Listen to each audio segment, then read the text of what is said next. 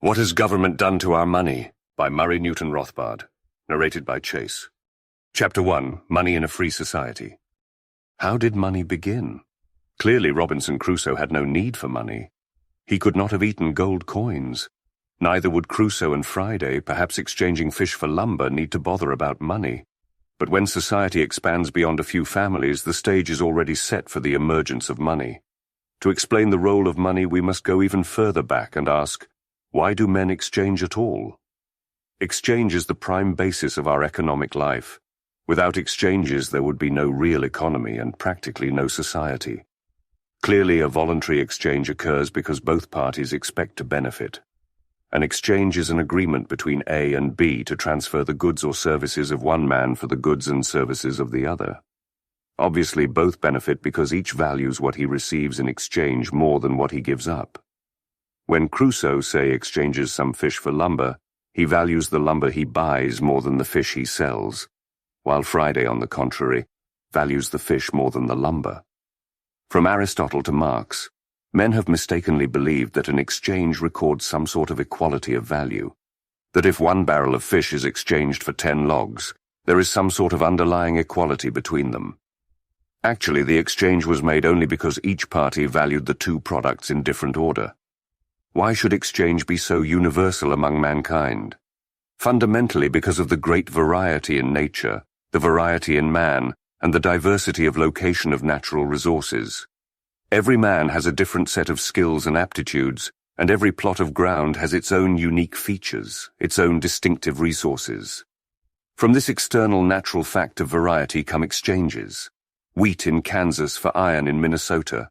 One man's medical services for another's playing of the violin. Specialization permits each man to develop his best skill and allows each region to develop its own particular resources. If no one could exchange, if every man were forced to be completely self-sufficient, it is obvious that most of us would starve to death, and the rest would barely remain alive. Exchange is the lifeblood, not only of our economy, but of civilization itself. Yet, direct exchange of useful goods and services would barely suffice to keep an economy going above the primitive level. Such direct exchange, or barter, is hardly better than pure self-sufficiency. Why is this? For one thing, it is clear that very little production could be carried on. If Jones hires some laborers to build a house, with what will he pay them? With parts of the house or with building materials they could not use? The two basic problems are indivisibility and lack of coincidence of wants. Thus, if Smith has a plough, which he would like to exchange for several different things, say eggs, bread, and a suit of clothes, how can he do so? How can he break up the plough and give part of it to a farmer and another part to a tailor? Even where the goods are divisible, it is generally impossible for two exchangers to find each other at the same time. If A has a supply of eggs for sale and B has a pair of shoes, how can they get together if A wants a suit? And think of the plight of an economics teacher who has to find an egg producer who wants to purchase a few economics lessons in return for his eggs. Clearly, any sort of civilized economy is impossible under direct exchange. But man discovered, in the process of trial and error, the route that permits a greatly expanding economy. Indirect exchange. Under indirect exchange, you sell your product not for a good which you need directly, but for another good which you then, in turn, sell for the good you want. At first glance, this seems like a clumsy and roundabout operation, but it is actually the marvelous instrument that permits civilization to develop. Consider the case of A, the farmer, who wants to buy the shoes made by B. Since B doesn't want his eggs, he finds what B does want, let's say butter, and then exchanges his eggs for C's butter and sells the butter to B for shoes. He first buys the butter no, because he wants it directly, but because it will permit him to get his shoes. Similarly, Smith, a plough owner, will sell his plough for one commodity which he can more readily divide and sell, say butter, and will then exchange parts of the butter for eggs, bread, clothes, etc. In both cases, the superiority of butter, the reason there is extra demand for it beyond simple consumption, is its greater marketability. If one good is more marketable than another, if everyone is confident that it will be more readily sold, then it will come into greater demand because it will be used as a medium of exchange. It will be the medium through which one specialist can exchange his product for the goods of other specialists. Now, just as in nature there is a great variety of skills and resources, so there is a variety in the marketability of goods. Some goods are more widely demanded than others. Some are more divisible into smaller units without loss of value. Some more durable over long periods of time. Some more transportable over large distances. All of these advantages make for greater marketability. It is clear that in every society, the most marketable goods will be gradually selected as the media for exchange.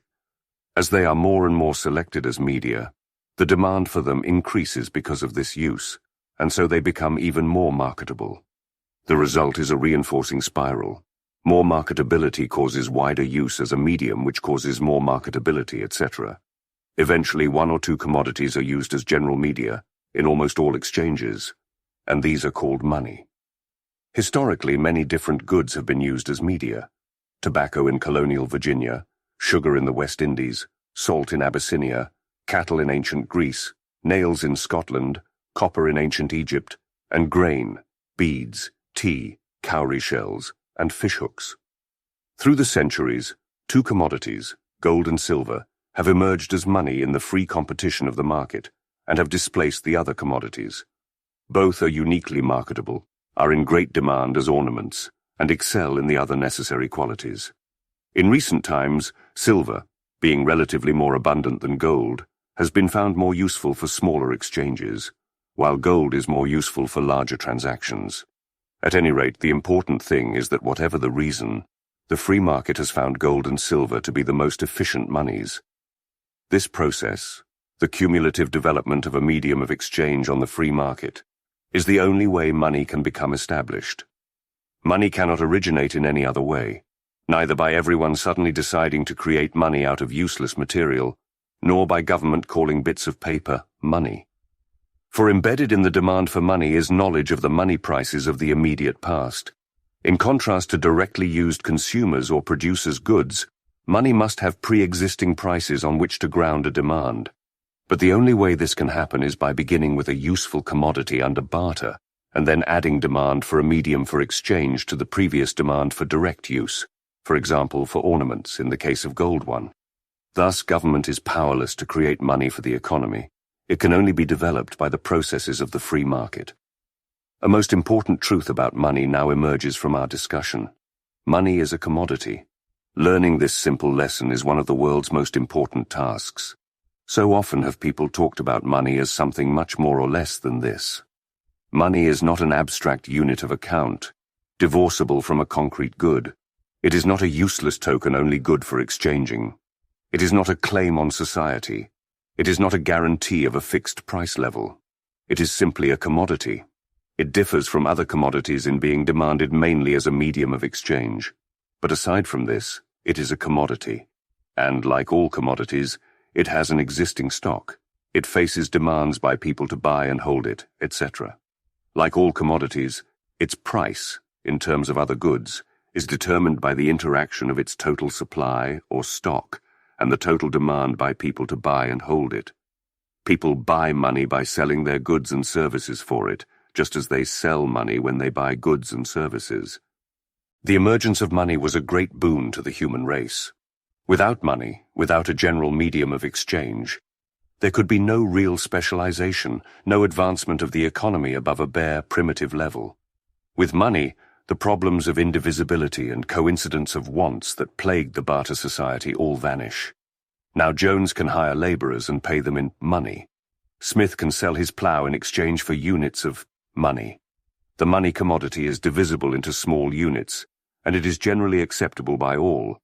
And so all goods and services are sold for money, and then money is used to buy other goods and services that people desire.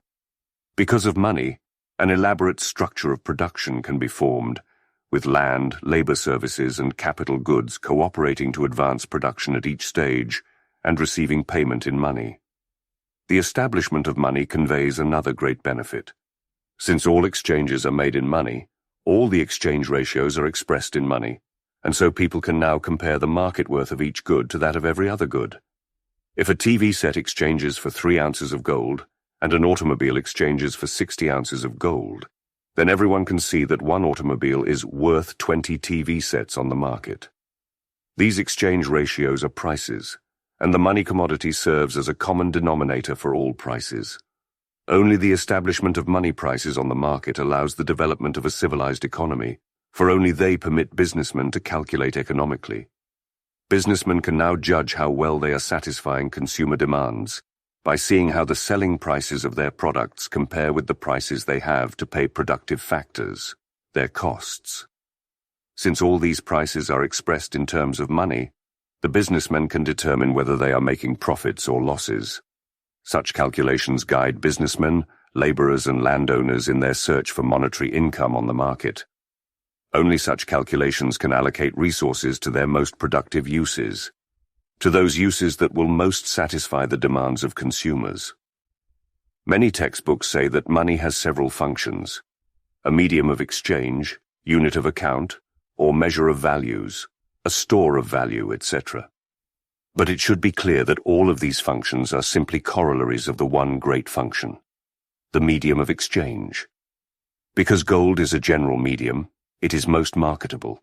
It can be stored to serve as a medium in the future as well as the present, and all prices are expressed in its terms. 2.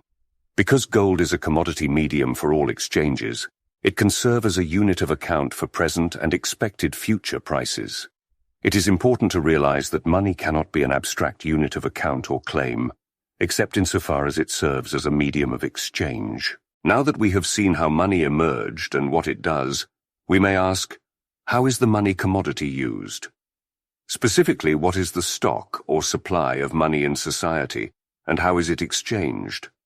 In the first place, most tangible physical goods are traded in terms of weight.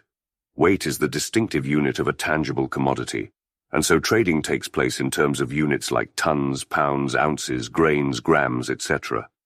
3 Gold is no exception. Gold, like other commodities, will be traded in units of weight. 4. It is obvious that the size of the common unit chosen in trading makes no difference to the economist. One country on the metric system may prefer to figure in grams. England or America may prefer to reckon in grains or ounces.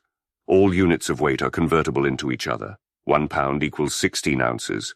1 ounce equals 437.5 grains or 28.35 grams, etc. Assuming gold is chosen as the money, the size of the gold unit used in reckoning is immaterial to us. Jones may sell a coat for 1 gold ounce in America or for 28.35 grams in France. Both prices are identical. All this might seem like laboring the obvious, except that a great deal of misery in the world would have been avoided if people had fully realized these simple truths. Nearly everyone, for example, thinks of money as abstract units for something or other, each cleaving uniquely to a certain country. Even when countries were on the gold standard, people thought in similar terms. American money was dollars, French was francs, German marks, etc. All these were admittedly tied to gold, but all were considered sovereign and independent, and hence it was easy for countries to go off the gold standard. Yet all of these names were simply names for units of weight of gold or silver. The British pound sterling originally signified a pound weight of silver. And what of the dollar? The dollar began as the generally applied name of an ounce weight of silver coined by a Bohemian count named Schlick in the 16th century. The Count of Schlick lived in Joachim's Valley or Joachimsthal.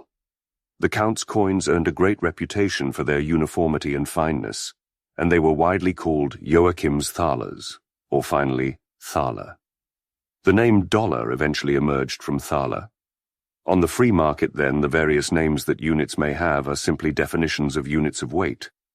When we were on the gold standard before 1933, people liked to say that the price of gold was fixed at $20 per ounce of gold. But this was a dangerously misleading way of looking at our money. Actually, the dollar was defined as the name for approximately 1/20 of an ounce of gold. It was therefore misleading to talk about exchange rates of one country's currency for another. The pound sterling did not really exchange for $5. 5. The dollar was defined as 1/20 of a gold ounce, and the pound sterling was at that time defined as the name for 1/4 of a gold ounce, simply traded for 5/20 of a gold ounce. Clearly, such exchanges and such a welter of names were confusing and misleading. How they arose is shown below in the chapter on government meddling with money. In a purely free market, gold would simply be exchanged directly as grams, grains, or ounces, and such confusing names as dollars, franc, etc. would be superfluous. Therefore, in this section, we will treat money as exchanging directly in terms of ounces or grams. Clearly, the free market will choose as the common unit whatever size of the money commodity is most convenient. If platinum were the money, it would likely be traded in terms of fractions of an ounce. If iron were used, it would be reckoned in pounds or tons. Clearly, the size makes no difference to the economist. If the size or the name of the money unit makes little economic difference, neither does the shape of the monetary metal. Since the commodity is the money, it follows that the entire stock of the metal, so long as it is available to man, constitutes the world's stock of money. It makes no real difference what shape any of the metal is at any time. If iron is the money, then all the iron is money, whether it is in the form of bars, chunks, or embodied in specialized machinery. 6 gold has been traded as money in the raw form of nuggets, as gold dust in sacks, and even as jewelry. It should not be surprising that gold, or other monies, can be traded in many forms, since their important feature is their weight. It is true, however, that some shapes are often more convenient than others. In recent centuries, gold and silver have been broken down into coins for smaller day-to-day transactions and into larger bars for bigger transactions. Other gold is transformed into jewelry and other ornaments. Now, any kind of transformation from one shape to another costs time, effort, and other resources. Doing this work will be a business like any other, and prices for this service will be set in the usual manner. Most people agree that it is legitimate for jewelers to make ornaments out of raw gold, but they often deny that the same applies to the manufacture of coins. Yet on the free market, coinage is essentially a business like any other. Many people believed in the days of the gold standard that coins were somehow more really money than plain, uncoined gold bullion, bars, ingots, or any other shape. It is true that 33 coins commanded a premium over bullion, but this was not caused by any mysterious virtue in the coins. It stemmed from the fact that it cost more to manufacture coins from bullion than to remelt coins back into bullion. Because of this difference, coins were more valuable on the market. The idea of private coinage seems so strange today that it is worth examining carefully. We are used to thinking of coinage as a necessity of sovereignty. Yet after all, we are not wedded to a royal prerogative. And it is the American concept that sovereignty rests, not in government, but in the people. How would private coinage work? In the same way we have said as any other business. Each minter would produce whatever size or shape of coin is most pleasing to his customers. The price would be set by the free competition of the market. The standard objection is that it would be too much trouble to weigh or assay bits of gold at every transaction. But what is there to prevent private minters from stamping the coin and guaranteeing its weight and fineness? Private minters can guarantee a coin at least as well as a government mint. Unbraided bits of metal would not be accepted as coin. People would use the coins of those minters with the best reputation for good quality of product. We have seen that this is precisely how the dollar became prominent, as a competitive silver coin.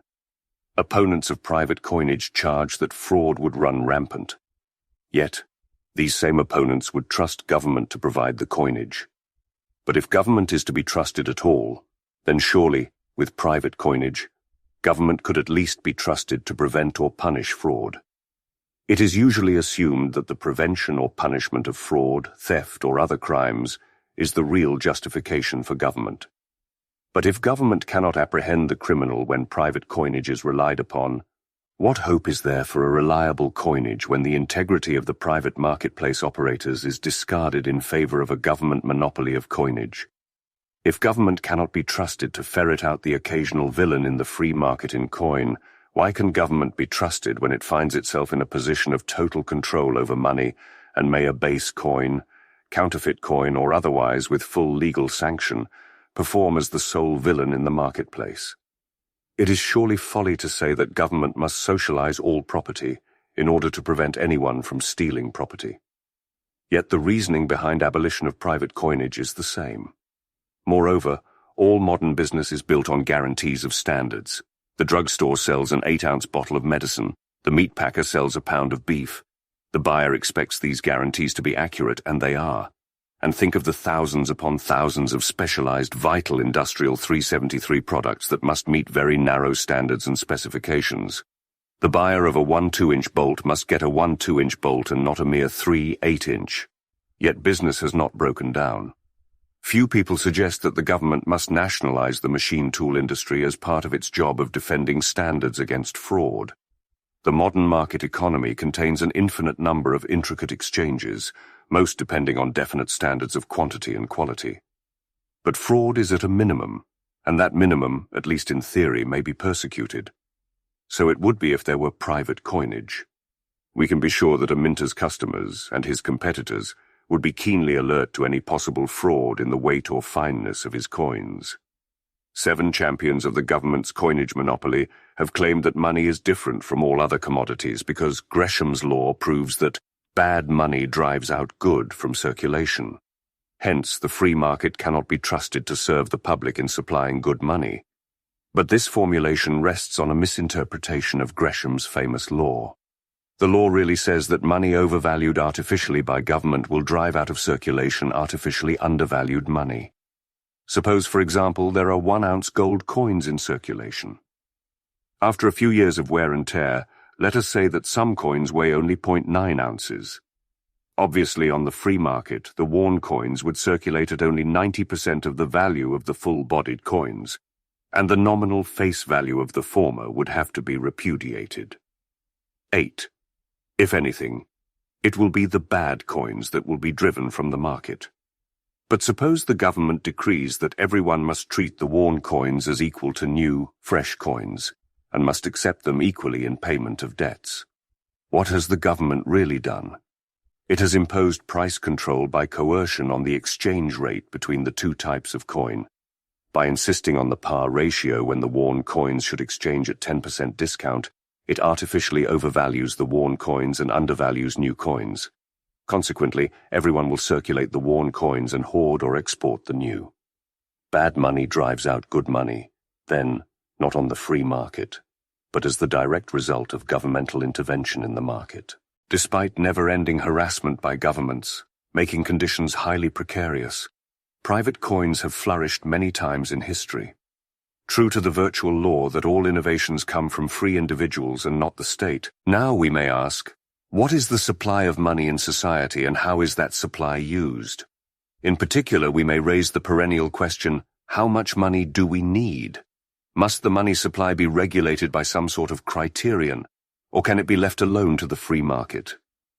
First, the total stock or supply of money in society at any one time is the total weight of the existing money stuff. Let us assume for the time being that only one commodity is established on the free market as money. Let us further assume that gold is that commodity. Although we could have taken silver or even iron, it is up to the market and not to us to decide the best commodity to use as money. Since money is gold, the total supply of money is the total weight of gold existing in society. The shape of gold does not matter, except if the cost of changing shapes in certain ways is greater than in others. For example, minting coins costing more than melting them. In that case, one of the shapes will be chosen by the market as the money of account, and the other shapes will have a premium or discount in accordance with their relative costs on the market. Changes in the total gold stock will be governed by the same causes as changes in other goods. Increases will stem from greater production from mines, decreases from being used up in wear and tear, in industry, etc. Because the market will choose a durable commodity as money, and because money is not used up at the rate of other commodities, but is employed as a medium of exchange, the proportion of new annual production to its total stock will tend to be quite small. Changes in total gold stock then generally take place very slowly. What should the supply of money be? All sorts of criteria have been put forward. That money should move in accordance with population, with the volume of trade, with the amounts of goods produced, so as to keep the price level constant, etc. Few indeed have suggested leaving the decision to the market, but money differs from other commodities in one essential fact. and grasping this difference furnishes a key to understanding monetary matters. When the supply of any other good increases, this increase confers a social benefit. It is a matter for general rejoicing. More consumer goods mean a higher standard of living for the public. More capital goods mean sustained and increased living standards in the future.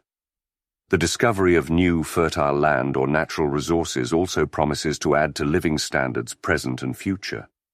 But what about money? Does an addition to the money supply also benefit the public at large? Consumer goods are used up by consumers. Capital goods and natural resources are used up in the process of producing consumer goods. But money is not used up. Its function is to act as a medium of exchanges, to enable goods and services to travel more expeditiously from one person to another. These exchanges 3% are all made in terms of money prices. Thus, if a television set exchanges for 3 gold ounces, we say that the price of the television set is 3 ounces. At any one time, all goods in the economy will exchange at certain gold, ratios or prices. As we have said, money or gold is the common denominator of all prices. But what of money itself? Does it have a price? Since a price is simply an exchange ratio, it clearly does. But in this case, the price of money is an array of the infinite number of exchange ratios for all the various goods on the market. Thus, suppose that a television set costs 3 gold ounces, an auto 60 ounces, a loaf of bread 1/100 of an ounce, and an hour of Mr. Jones's legal services 1 ounce. The price of money will then be an array of alternative exchanges.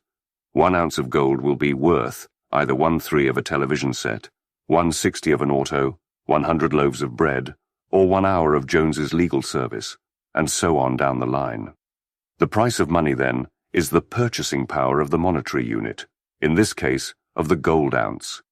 It tells what that ounce can purchase in exchange, just as the money price of a television set tells how much money a television set can bring in exchange. What determines the price of money?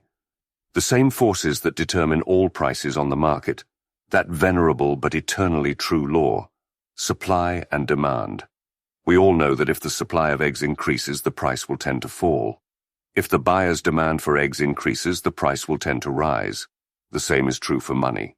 An increase in the supply of money will tend to lower its price. An increase in the demand for money will raise it. But what is the demand for money? In the case of eggs, we know what demand means. It is the amount of money consumers are willing to spend on eggs, plus eggs retained and not sold by suppliers. Similarly, in the case of money, demand means the various goods offered in exchange for money, plus the money retained in cash and not spent over a certain time period. In both cases, supply may refer to the total stock of the good on the market. What happens then if the supply of gold increases, demand for money remaining the same? The price of money falls. That is, the purchasing power of the money unit will fall all along the line. An ounce of gold will now be worth less than 100 loaves of bread, 1/3 of a television set, etc. Conversely, if the supply of gold falls, the purchasing power of the gold ounce rises. What is the effect of a change in the money supply? Following the example of David Hume, one of the first economists, we may ask ourselves what would happen if, overnight, some good fairy slipped into pockets, purses, and bank vaults, and doubled our supply of money. In our example, she magically doubled our supply of gold.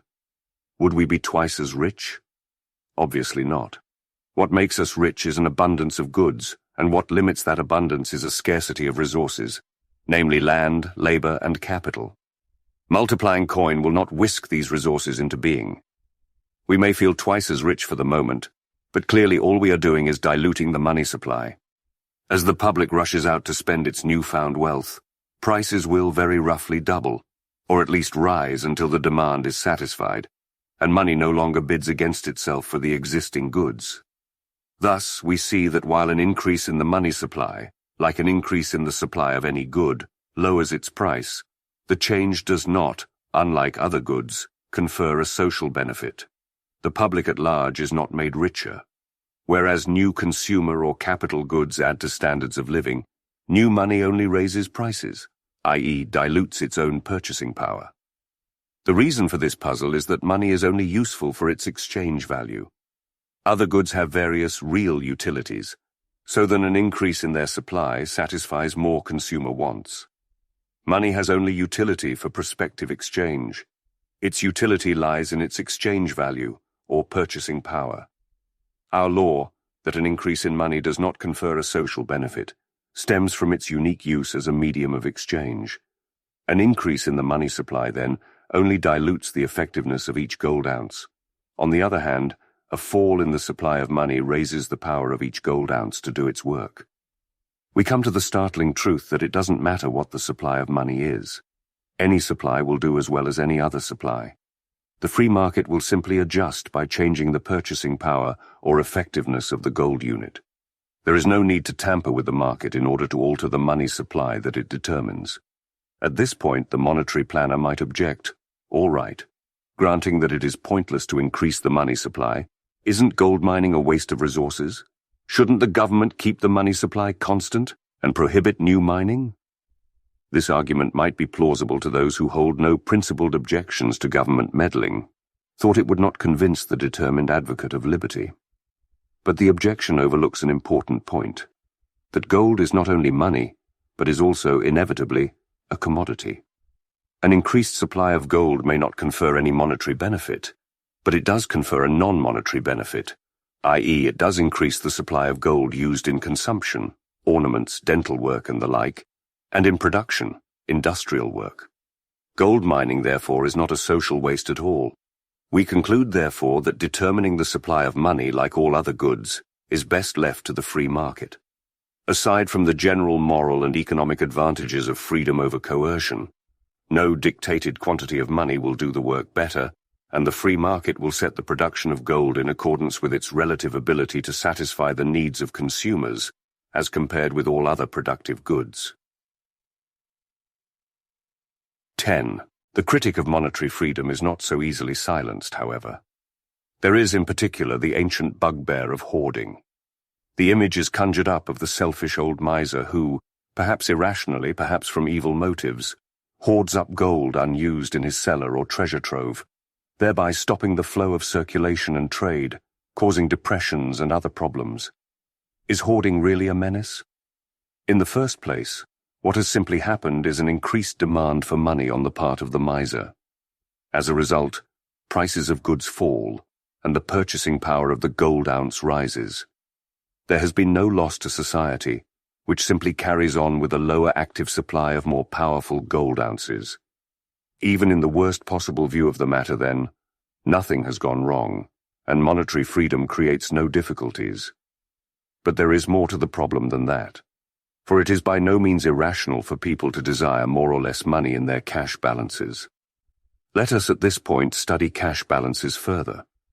Why do people keep any cash balances at all? Suppose that all of us were able to foretell the future with absolute certainty. In that case, no one would have to keep cash balances on hand. Everyone would know exactly how much he will spend and how much income he will receive at all future dates. He need not keep any money at hand, but will lend out his gold so as to receive his payments in the needed amounts on the very days he makes his expenditures. But of course, we necessarily live in a world of uncertainty. People do not precisely know what will happen to them, or what their future incomes or costs will be. The more uncertain and fearful they are, the more cash balances they will want to hold. The more secure, the less cash they will wish to keep on hand. Another reason for keeping cash is also a function of the real world of uncertainty. If people expect the price of money to fall in the near future, they will spend their money now while money is more valuable, thus dishoarding and reducing their demand for money. Conversely, if they expect the price of money to rise, they will wait to spend money later when it is more valuable, and their demand for cash will increase. People's demands for cash balances, then, rise and fall for good and sound reasons. Economists err if they believe something is wrong when money is not in constant active circulation. Money is only useful for exchange value, true, but it is not only useful at the actual moment of exchange. This truth has been often overlooked. Money is just as useful when lying idle in somebody's cash balance, even in a miser's hoard. 11. For that money is being held now in wait for possible future exchange, It supplies to its owner right now the usefulness of permitting exchanges at any time, present or future, the owner might desire. It should be remembered that all gold must be owned by someone, and therefore that all gold must be held in people's cash balances.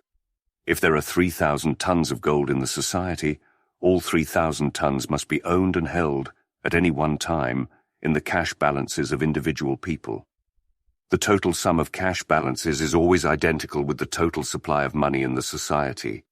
Thus, ironically, if it were not for the uncertainty of the real world, there could be no monetary system at all. In a certain world, no one would be willing to hold cash, so the demand for money in society would fall infinitely. Prices would skyrocket without end, and any monetary system would break down. Instead of the existence of cash balances being an annoying and troublesome factor, interfering with monetary exchange, it is absolutely necessary to any monetary economy. It is misleading, furthermore, to say that money circulates. Like all metaphors taken from the physical sciences, it connotes some sort of mechanical process, independent of human will, which moves at a certain speed of flow, or velocity. Actually, money does not circulate. It is, from time to time, transferred from one person's cash balance to another's. The existence of money, one again, depends upon people's willingness to hold cash balances. At the beginning of this section, we saw that hoarding never brings any loss to society. Now, we will see that movement in the price of money caused by changes in the demand for money yields a positive social benefit, as positive as any conferred by increased supplies of goods and services. We have seen that the total sum of cash balances in society is equal and identical with the total supply of money. Let us assume the supply remains constant, say at 3,000 tons. Now suppose, for whatever reason, perhaps growing apprehension, people's demand for cash balances increases. Surely it is a positive social benefit to satisfy this demand. But how can it be satisfied when the total sum of cash must remain the same? Simply as follows. With people valuing cash balances more highly, the demand for money increases and prices fall. As a result, the same total sum of cash balances now confers a higher real balance. That is, it is higher in proportion to the prices of goods, to the work that money has to perform. In short, the effective cash balances of the public have increased. Conversely, a fall in the demand for cash will cause increased spending and higher prices. The public's desire for lower effective cash balances will be satisfied by the necessity for given total cash to perform more work. Therefore, while a change in the price of money stemming from changes in supply merely alters the effectiveness of the money unit and confers no social benefit, a fall or rise caused by a change in the demand for cash balances does yield a social benefit, for it satisfies a public desire for either a higher or lower proportion of cash balances to the work done by cash. On the other hand, an increased supply of money will frustrate public demand for a more effective sum total of cash, more effective in terms of purchasing power. People will almost always say, if asked, that they want as much money as they can get. But what they really want is not more units of money, more gold ounces or dollars, but more effective units, that is, greater command of goods and services bought by money. We have seen that society cannot satisfy its demand for more money by increasing its supply, for an increased supply will simply dilute the effectiveness of each ounce, and the money will be no more really plentiful than before. People's standard of living, except in the non-monetary uses of gold, cannot increase by mining more gold. If people want more effective gold ounces in their cash balances, they can get them only through a fall in prices and a rise in the effectiveness of each ounce. Some theorists charge that a free monetary system would be unwise, because it would not stabilize the price level, that is, the price of the money unit. Money, they say, is supposed to be a fixed yardstick that never changes. Therefore, its value, or purchasing power, should be stabilized. Since the price of money would admittedly fluctuate on the free market, freedom must be overruled by government management to ensure stability. 12 stability would provide justice, for example, to debtors and creditors, who will be sure of paying back dollars or gold ounces of the same purchasing power as they lent out. Yet if creditors and debtors want to hedge against future changes in purchasing power, They can do so easily on the free market. When they make their contracts, they can agree that repayment will be made in a sum of money adjusted by some agreed-upon index number of changes in the value of money. The stabilizers have long advocated such measures, but strangely enough, the very lenders and borrowers who are supposed to benefit most from stability have rarely availed themselves of the opportunity. Must the government then force certain benefits on people who have already freely rejected them? Apparently, businessmen would rather take their chances in this world of irremediable uncertainty on their ability to anticipate the conditions of the market. After all, the price of money is no different from any other free prices on the market. They can change in response to changes in demand of individuals. Why not the monetary price? Artificial stabilization would, in fact, seriously distort and hamper the workings of the market. As we have indicated, people would be unavoidably frustrated in their desires to alter their real proportion of cash balances. There would be no opportunity to change cash balances in proportion to prices. Furthermore, improved standards of living come to the public from the fruits of capital investment. Increased productivity tends to lower prices and costs, and thereby distribute the fruits of 383 free enterprise to all the public, raising the standard of living of all consumers. Forcible propping up of the price level prevents this spread of higher living standards. Money, in short, is not a fixed yardstick. It is a commodity serving as a medium for exchanges. Flexibility in its value in response to consumer demands is just as important and just as beneficial as any other free pricing on the market. So far, we have obtained the following picture of money in a purely free economy. Gold or silver coming to be used as a medium of exchange. Gold minted by competitive private firms, circulating by weight. Prices fluctuating freely on the market in response to consumer demands and supplies of productive resources. Freedom of prices necessarily implies freedom of movement for the purchasing power of the money unit. It would be impossible to use force and interfere with movements in the value of money without simultaneously crippling freedom of prices for all goods. The resulting free economy would not be chaotic. On the contrary, the economy would move swiftly and efficiently to supply the wants of consumers. The money market can also be free. Thus far, we have simplified the problem by assuming only one monetary metal, say gold.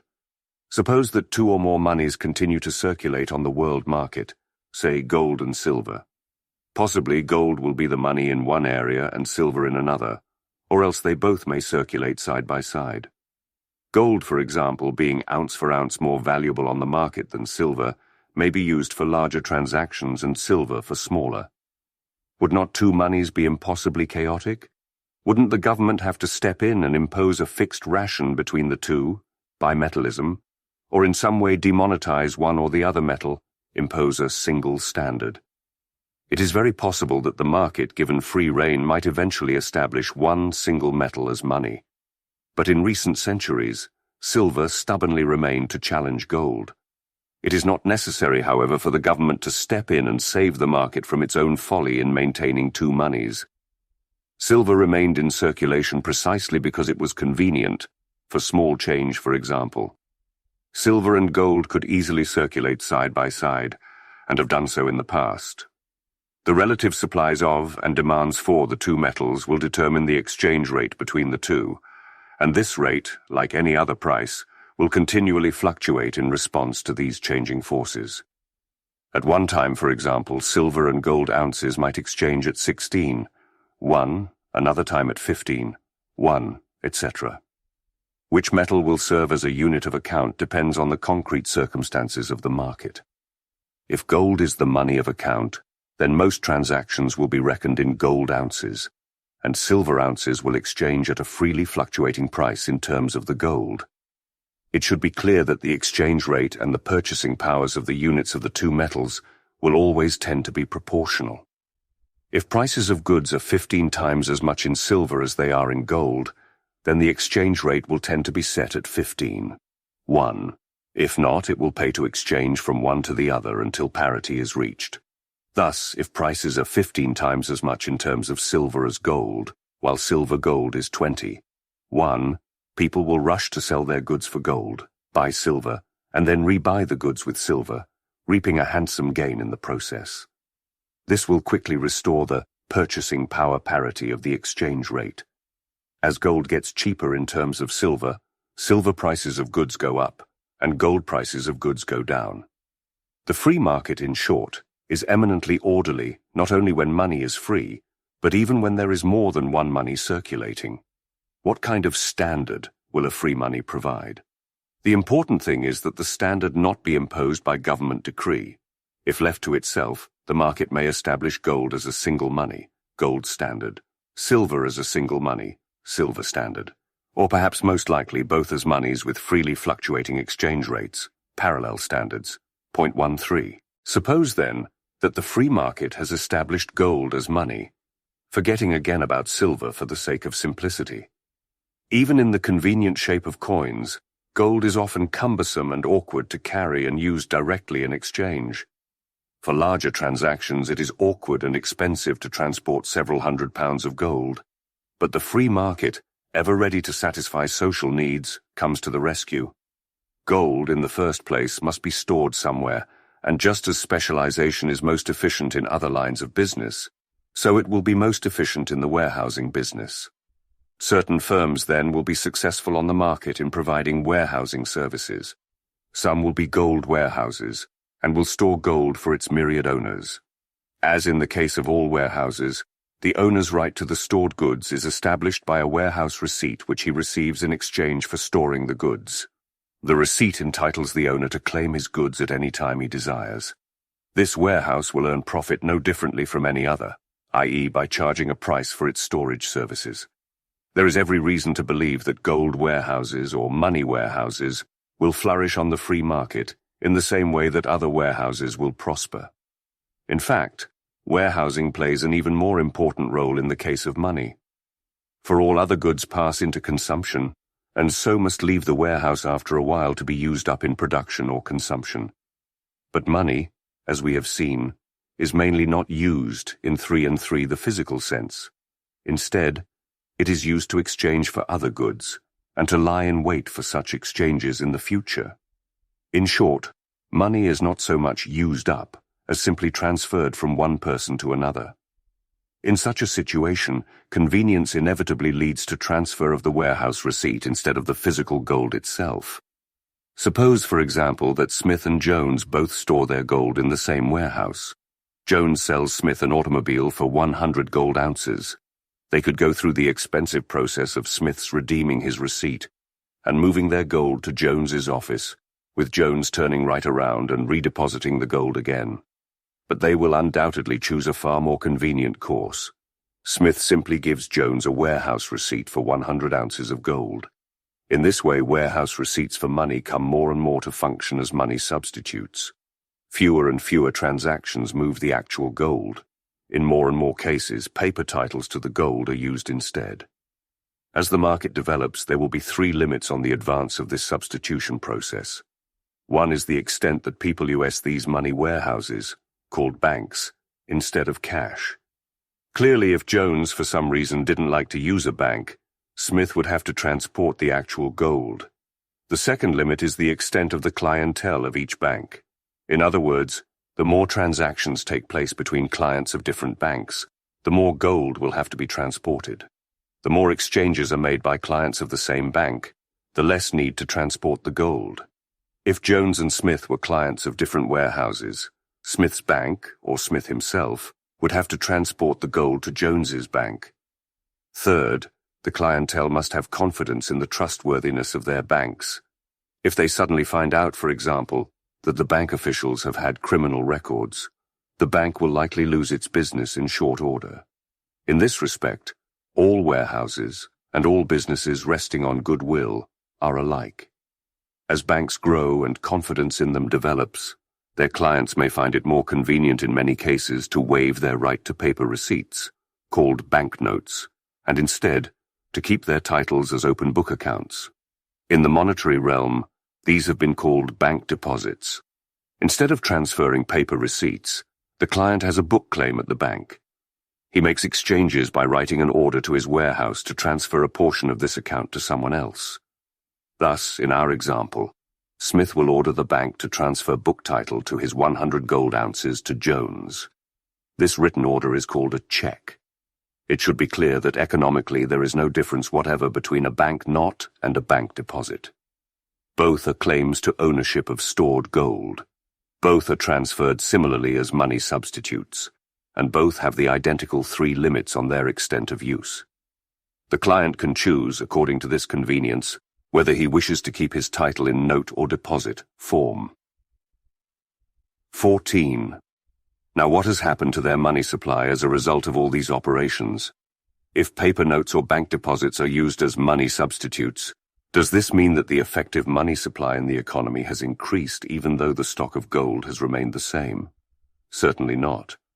For the money substitutes are simply warehouse receipts for actually deposited gold. If Jones deposits 100 ounces of gold in his warehouse and gets a receipt for it, the receipt can be used on the market as money, but only as a convenient stand-in for the gold, not as an increment.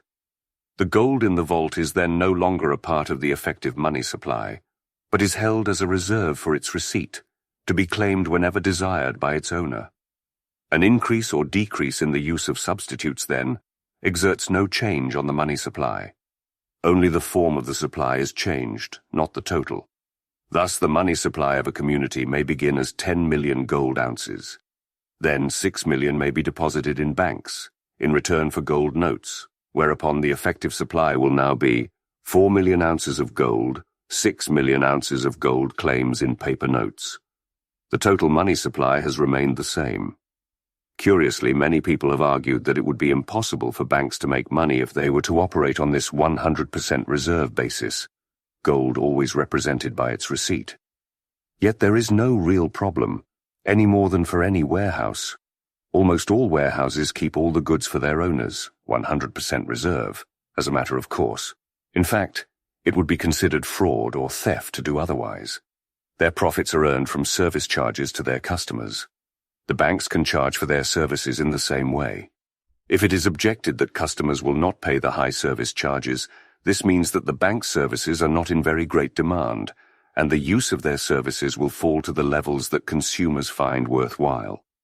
We come now to perhaps the thorniest problem facing the monetary economist, an evaluation of fractional reserve banking. We must ask the question, would fractional reserve banking be permitted in a free market, or would it be prescribed as fraud? It is well known that banks have rarely stayed on a 100% basis very long. Since money can remain in the warehouse for a long period of time, the bank is tempted to use some of the money for its own account. Tempted also because people do not ordinarily care whether the gold coins they receive back from the warehouse are the identical gold coins they deposited.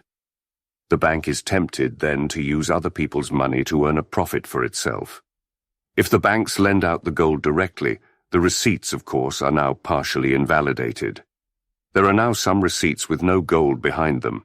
In short, the bank is effectively insolvent, since it cannot possibly meet its own obligations if called upon to do so. It cannot possibly hand over its customers' property, should they all so desire.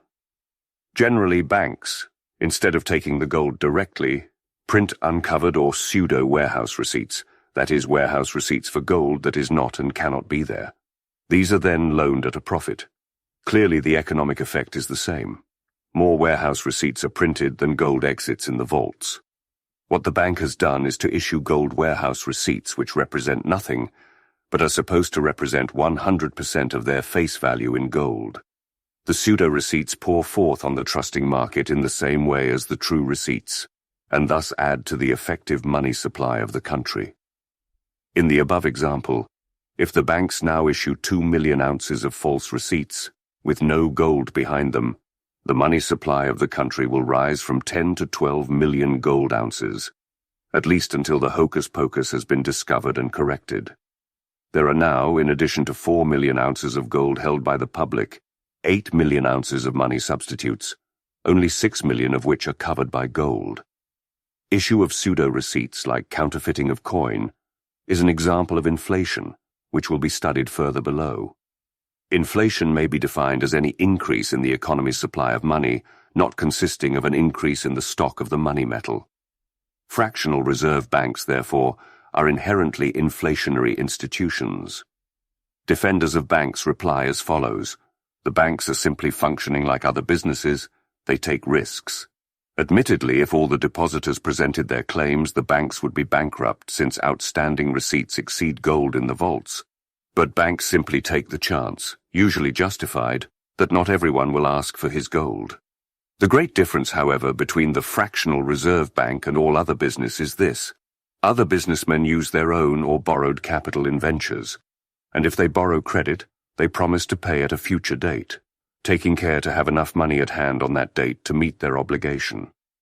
If Smith borrows 100 gold ounces for a year, he will arrange to have 100 gold ounces available on that future date. But the bank isn't borrowing from its depositors.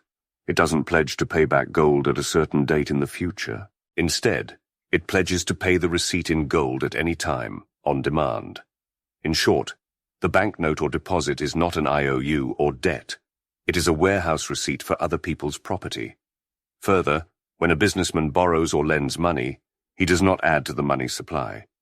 The loaned funds are saved funds, part of the existing money supply being transferred from saver to borrower.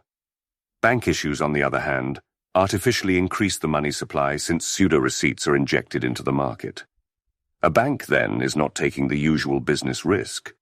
It does not, like all businessmen, arrange the time pattern of its assets proportionately to the time pattern of liabilities, that is, see to it that it will have enough money on due dates to pay its bills. Instead, most of its liabilities are instantaneous, but its assets are not. The bank creates new money out of thin air, and does not, like everyone else, have to acquire money by producing and selling its services. In short, the bank is already and at all times bankrupt, but its bankruptcy is only revealed when customers get suspicious and precipitate bank runs. No other business experiences a phenomenon like a run. No other business can be plunged into bankruptcy overnight simply because its customers decide to repossess their own property. No other business creates fictitious new money, which will evaporate when truly gauged. The dire economic effects of fractional bank money will be explored in the next chapter. Here we conclude that morally, such banking would have no more right to exist in a truly free market than any other form of implicit theft. It is true that the note or deposit does not actually say on its face that the warehouse guarantees to keep a full backing of gold on hand at all times. But the bank does promise to redeem on demand, and so when it issues any fake receipts, it is already committing fraud, since it immediately becomes impossible for the bank to keep its pledge and redeem all of its notes and deposits. 15. Fraud, therefore, is immediately being committed when the act of issuing pseudo-receipts takes place. Which particular receipts are fraudulent can only be discovered after a run on the bank has occurred, since all the receipts look alike, and the late-coming claimants are left high and dry. 16. If fraud is to be prescribed in a free society, then fractional reserve banking would have to meet the same fate. 17. Suppose, however, that fraud and fractional reserve banking are permitted, with the banks only required to fulfill their obligations to redeem in gold on demand. Any failure to do so would mean instant bankruptcy. Such a system has come to be known as free banking. Would there then be a heavy, fraudulent issue of money substitutes, with resulting artificial creation of new money? Many people have assumed so, and believed that wildcat banking would then simply inflate the money supply astronomically. But on the contrary, free banking would lead to a far harder monetary system than we have today. The banks would be checked by the same 3 limits that we noted above, and checked rather rigorously. In the first place, each bank's expansion will be limited by a loss of gold to another bank. For a bank can only expand money within the limits of its own clientele. Suppose, for example, that Bank A, with 10,000 ounces of gold deposited, now issues 2,000 ounces of false warehouse receipts to gold and lends them to various enterprises or invests them in securities. The borrower, or former holder of securities, will spend the new money on various goods and services. Eventually, the money going the rounds will reach an owner who is a client of another bank, B. At that point, Bank B will call upon Bank A to redeem its receipt in gold, so that the gold can be transferred to Bank B's vaults. Clearly, the wider the extent of each bank's clientele, and the more the clients trade with one another, the more scope there is for each bank to expand its credit and money supply. For if the bank's clientele is narrow, then soon after its issue of created money, it will be called upon to redeem. And as we have seen, It doesn't have the wherewithal to redeem more than a fraction of its obligations. To avoid the threat of bankruptcy from this quarter, then, the narrower the scope of a bank's clientele, the greater the fraction of gold it must keep in reserve, and the less it can expand. If there is one bank in each country, there will be far more scope for expansion than if there is one bank for every 2 persons in the community. Other things being equal, then, the more banks there are, and the tinier their size, the harder and better the monetary supply will be. Similarly, a bank's clientele will also be limited by those who don't use a bank at all. The more people use actual gold instead of bank money, the less room there is for bank inflation. Chapter 2, Government Meddling with Money. Governments, in contrast to all other organizations, do not obtain their revenue as payment for their services. Consequently, governments face an economic problem different from that of everyone else. Private individuals who want to acquire more goods and services from others must produce and sell more of what others want. Governments need only find some method of expropriating more goods without the owner's consent. In a barter economy, government officials can only expropriate resources in one way, by seizing goods in kind. In a monetary economy, they will find it easier to seize monetary assets and then use the money to acquire goods and services for government, or else pay the money as subsidies to favored groups. Such seizure is called taxation. One taxation, however, is often unpopular and, in less temperate days, frequently precipitated revolutions. The emergence of money, while a boon to the human race, also opened a more subtle route for governmental expropriation of resources. On the free market, money can be acquired by producing and selling goods and services that people want, or by mining, a business no more profitable in the long run than any other.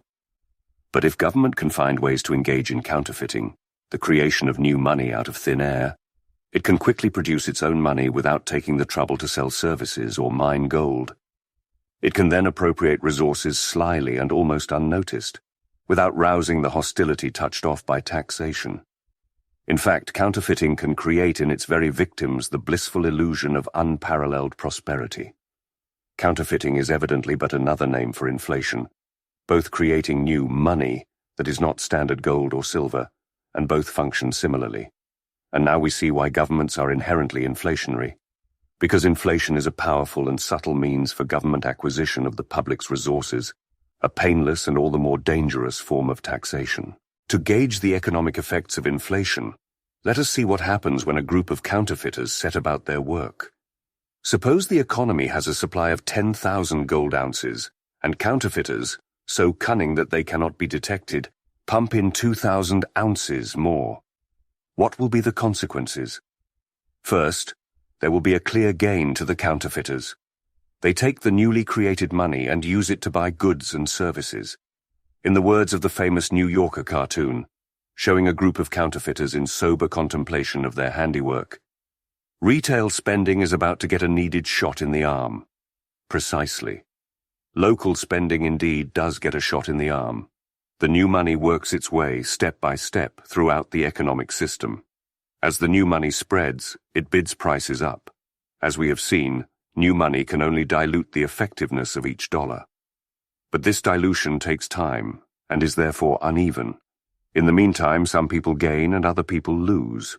In short, the counterfeiters and their local retailers have found their incomes increased before any rise in the prices of the things they buy.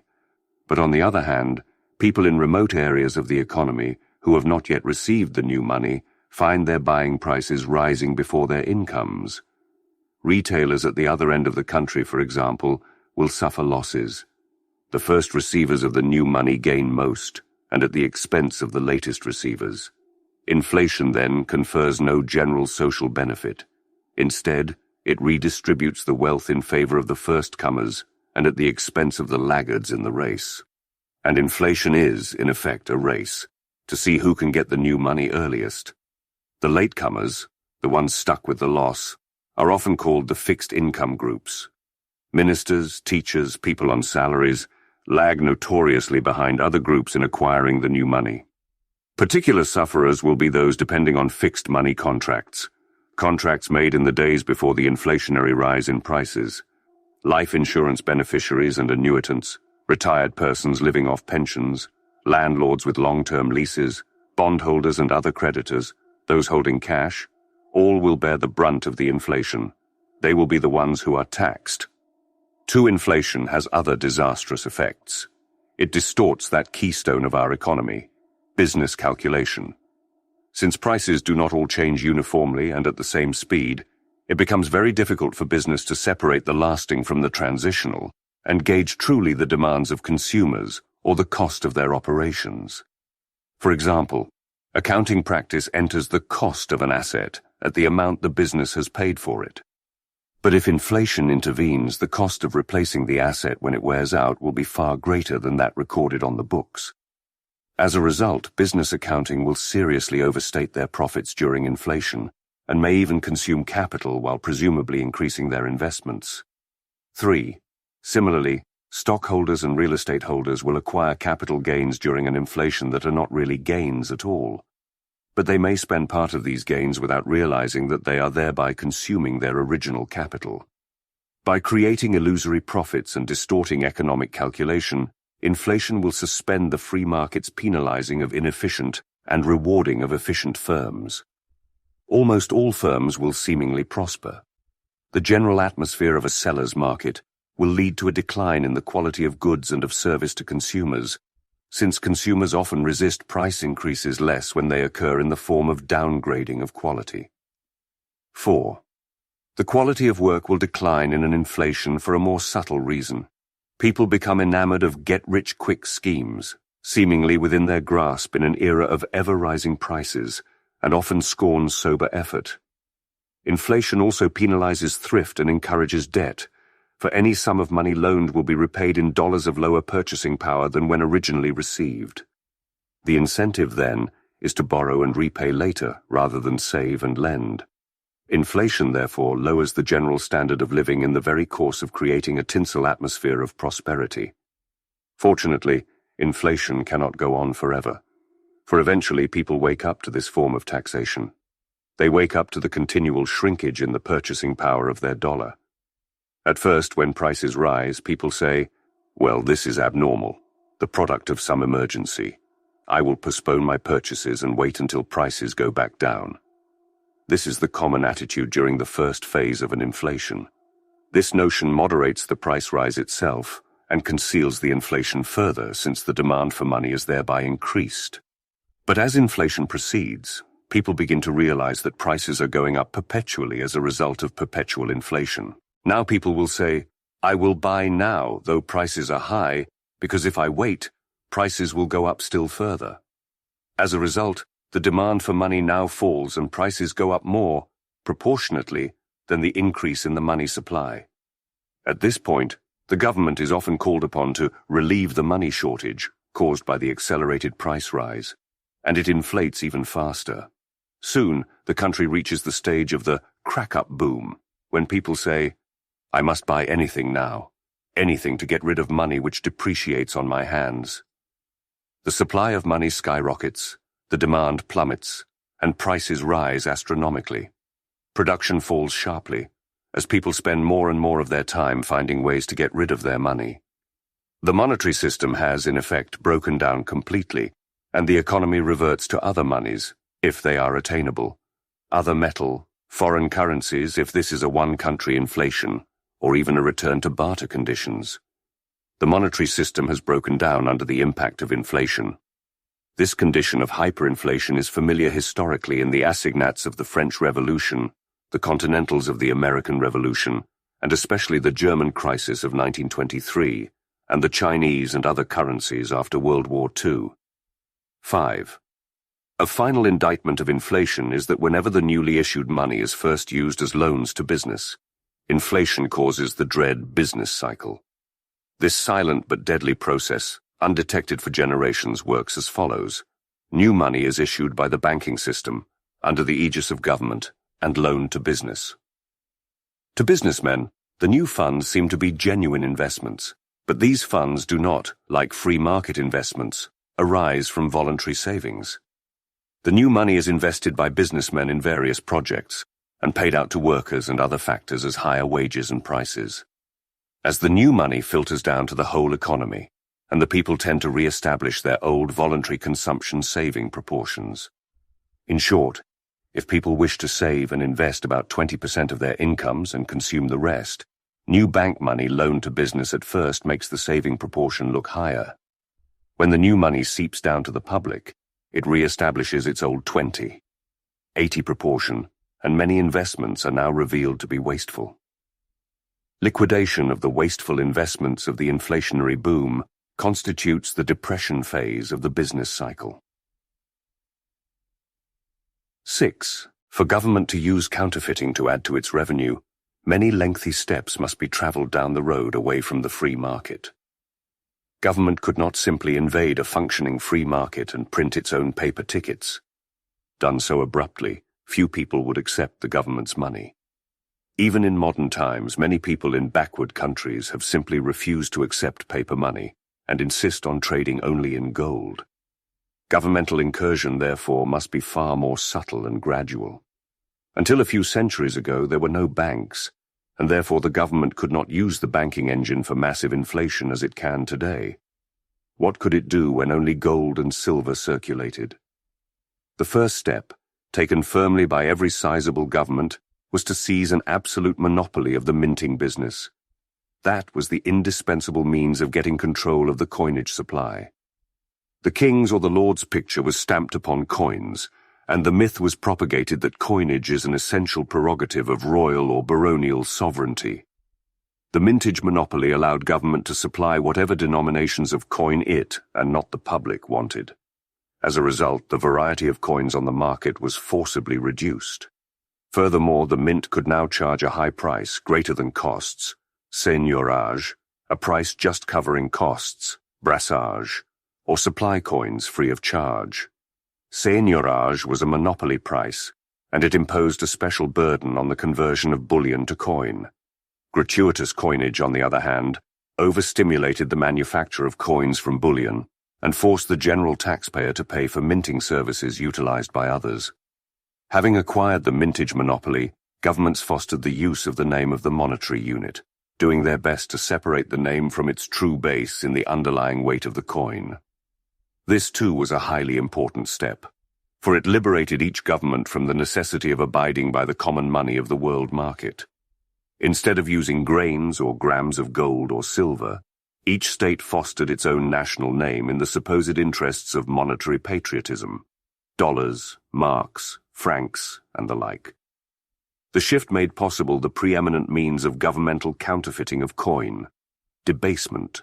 Debasement was the state's method of counterfeiting the very coins it had banned private firms from making in the name of vigorous protection of the monetary standard. Sometimes the government committed simple fraud, secretly diluting gold with a base alloy, making short-weight coins. More characteristically, the mint melted and recoined all the coins of the realm, giving the subjects back the same number of pounds or marks, but of a lighter weight. The leftover ounces of gold or silver were pocketed by the king and used to pay his expenses. In that way, government continually juggled and redefined the very standard it was pledged to protect. The profits of debasement were haughtily claimed as seigneurage by the rulers. Rapid and severe debasement was a hallmark of the Middle Ages in almost every country in Europe. Thus, in 1200 AD, the French livre tournois was defined at 98 grams of fine silver. By 1600 AD, it signified only 11 grams. A striking case is the dinar, a coin of the Saracens in Spain. The dinar originally consisted of 65 gold grains, when first coined at the end of the 7th century.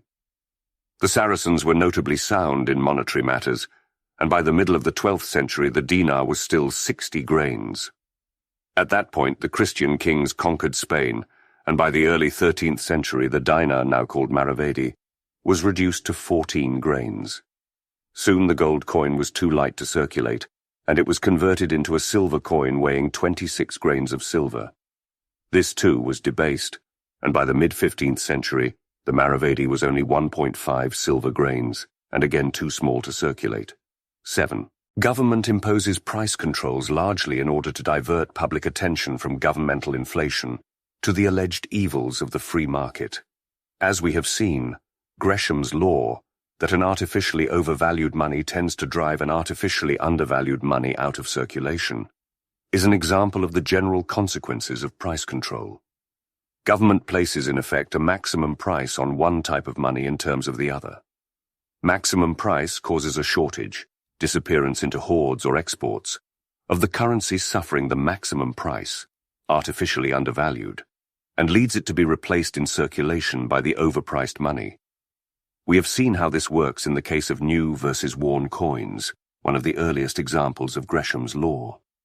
Changing the meaning of money from weight to mere tael, and standardizing denominations for their own rather than for the public's convenience, the governments called new and worn coins by the same name, even though they were of different weight. As a result, people hoarded or exported the full-weight new coins and passed the worn coins in circulation, with governments hurling maledictions at speculators, foreigners, or the free market in general, for a condition brought about by the government itself. A particularly important case of Gresham's law was the perennial problem of the standard. We saw that the free market established parallel standards of gold and silver, each freely fluctuating in relation to the other in accordance with market supplies and demands. But governments decided they would help out the market by stepping in to simplify matters. How much clearer things would be, they felt, if gold and silver were fixed at a definite ratio, say 20 ounces of silver to 1 ounce of gold. Then both monies could always circulate at a fixed ratio, and far more importantly, the government could finally rid itself of the burden of treating money by weight instead of by tael. Let us imagine a unit, the roer, defined by Ruritanians as 1/20 of an ounce of gold. We have seen how vital it is for the government to induce the public to regard the roer as an abstract unit of its own right, only loosely connected to gold. What better way of doing this than to fix the gold-silver ratio? Then, roer becomes not only 1/20 ounce of gold, but also 1 ounce of silver. The precise meaning of the word roer, a name for gold weight, is now lost, and people begin to think of the roer as something tangible in its own right, somehow set by the government, for good and efficient purposes, as equal to certain weights of both gold and silver. Now we see the importance of abstaining from patriotic or national names for gold ounces or grains. Once such a label replaces the recognized world units of weight, it becomes much easier for governments to manipulate the money unit and give it an apparent life of its own. The fixed gold-silver ration, known as bimetallism, accomplished this task very neatly. It did not, however, fulfill its other job of simplifying the nation's currency. For once again, Gresham's law came into prominence. The government usually set the bimetallic ration originally, say 21, at the going rate on the free market. But the market ratio, like all market prices, inevitably changes over time as supply and demand conditions change. As changes occur, the fixed bimetallic ratio inevitably becomes obsolete. Change makes either gold or silver overvalued.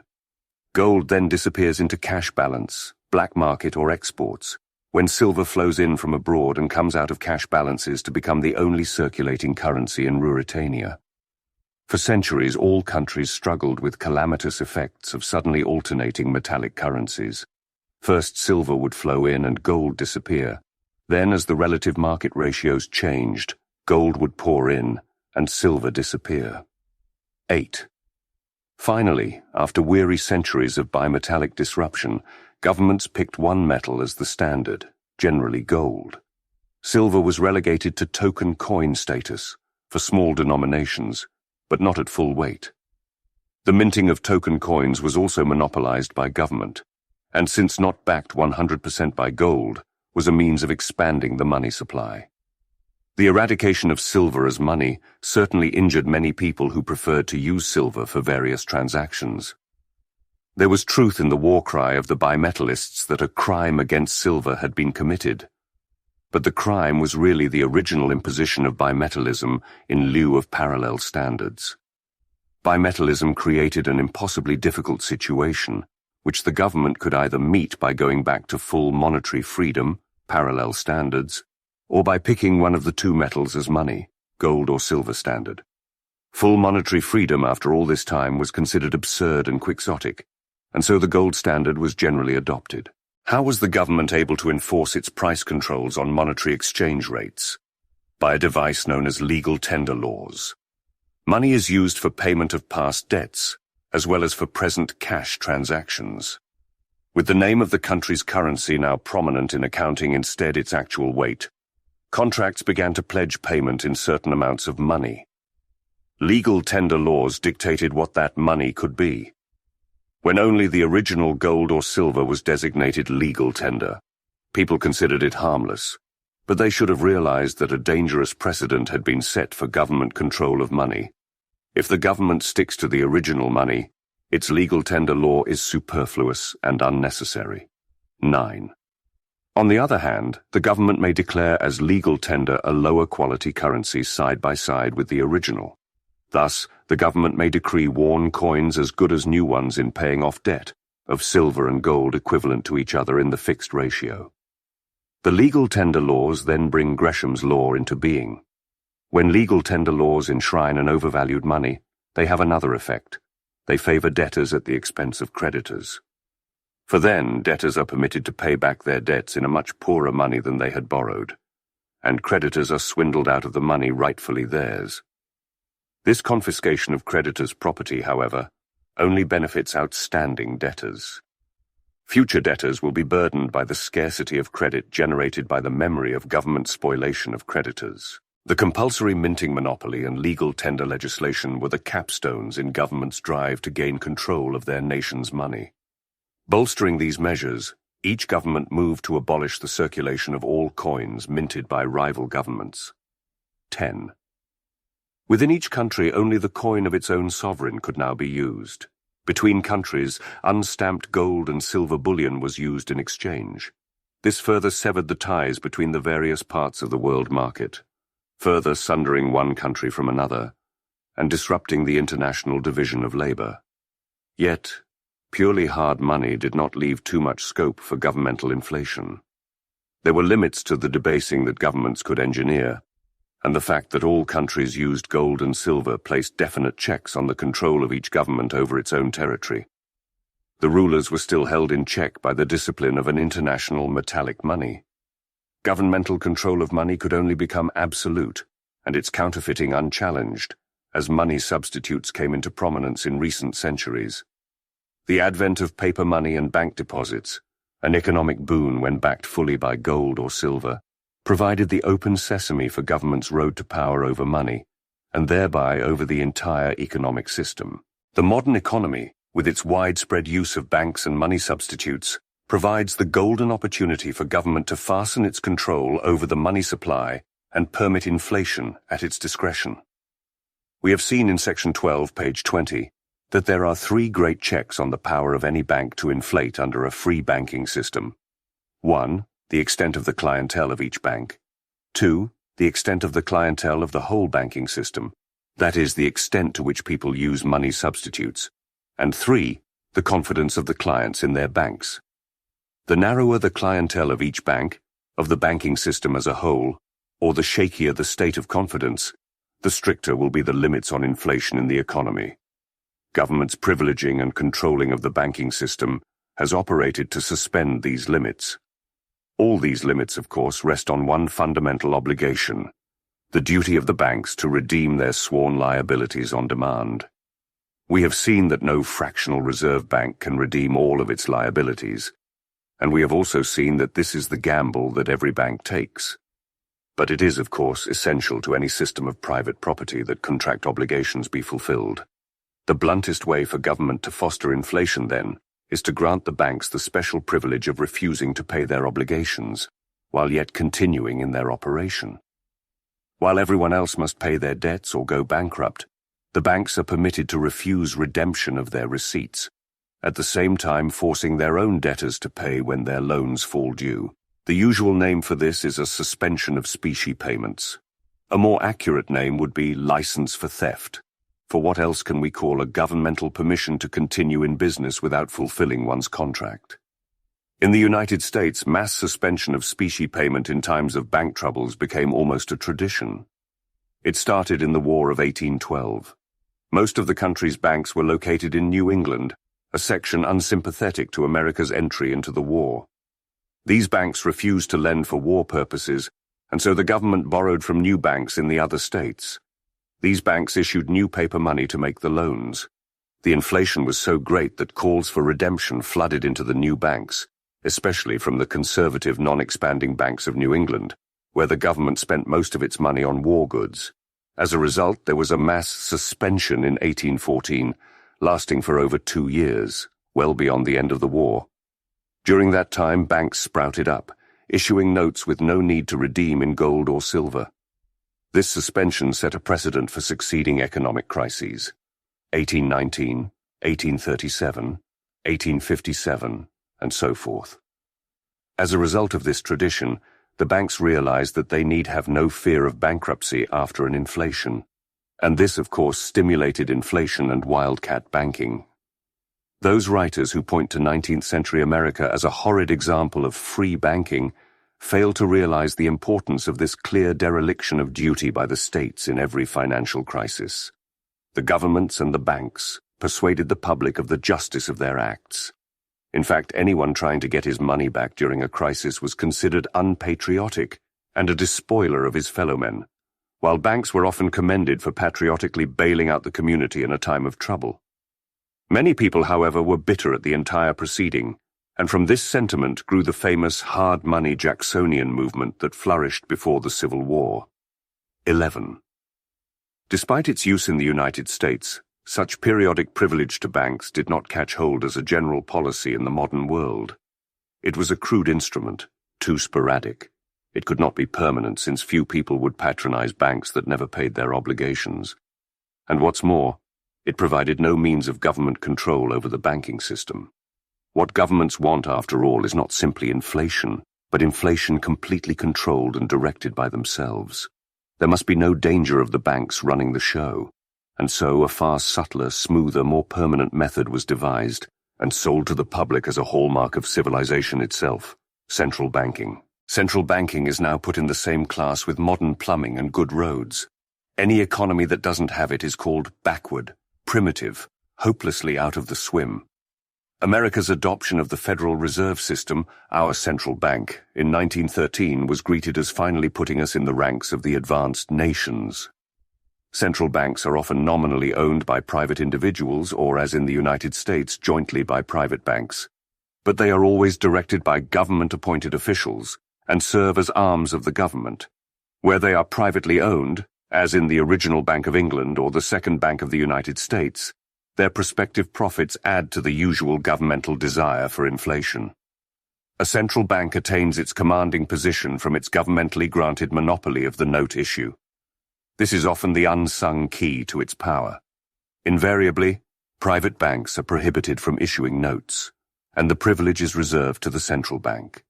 The private banks can only grant deposits.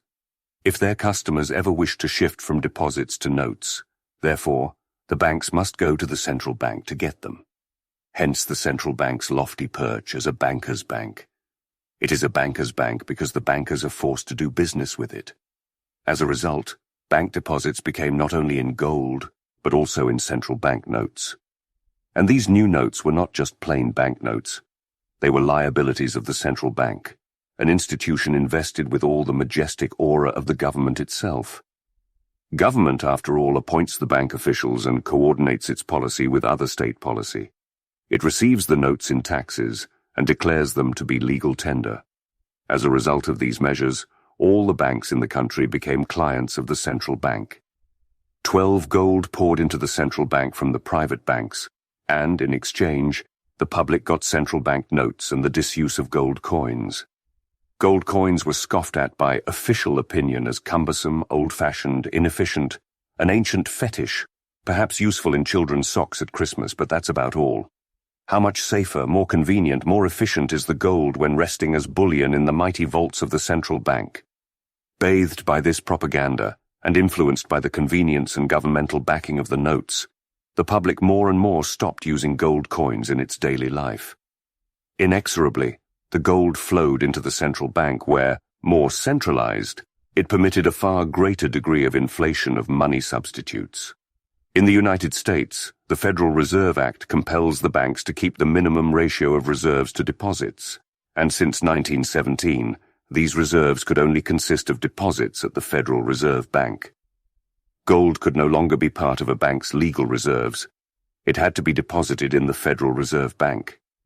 The entire process took the public off the gold habit and placed the people's gold in the none too tender care of the state, where it could be confiscated almost painlessly.